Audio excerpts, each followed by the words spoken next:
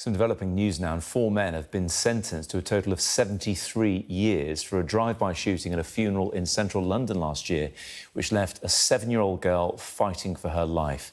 A gun was fired at mourners outside the church in Euston, also injuring 5 people. We can speak now to our correspondent Alice Porter, who's at the court in Kingston. Alice, what reaction there to the sentencing? Well, we heard in court the judge said that the effect of the shooting was catastrophic, and we really was emphasised the injuries that so many of the victims have had. There were 2 children and 4 adults which were injured. We heard of 1 child who was left with a metal pellet embedded in a muscle next to her heart that she'll have to live with for the rest of her life. And what really struck me was the psychological effects that so many of the victims have experienced. Some women who are saying that they're unable to leave their homes and they're gripped with anxiety when a car goes past. Now, we heard in court of how this was very much a planned, orchestrated event, and it was Tyrell Lacroix who was very much the ringleader of this group. He was in fact a gang member and had come to outside St Aloysius in order to settle a score. He'd been stabbed a year previously, and it was because of that he'd come as part of his revenge. Now, he was being given a sentence of 26 years. The judge described his lack of empathy, and because of his significant role within the shooting that left so many people injured.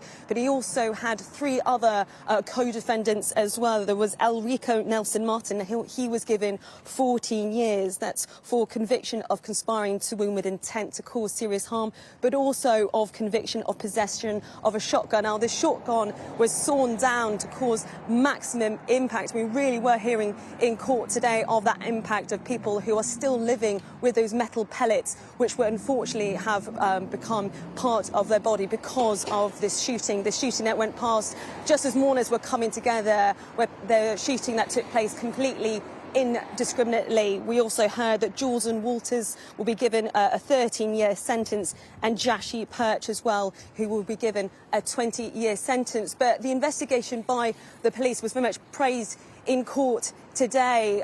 Police officers had to look through over 2,000 hours of CCTV footage to try and track down the black Toyota, which was the vehicle which the 4 defendants used for this shooting that took place. But in fact, it was a tip-off from someone who went to the police and said that Tyrell Lacroix was in fact one of those who was responsible for the shooting. But the police say they are still looking for 1 more individual who they believe was in the car and took part in this shooting that injured 4 adults and 2 children, including 1 7-year-old girl.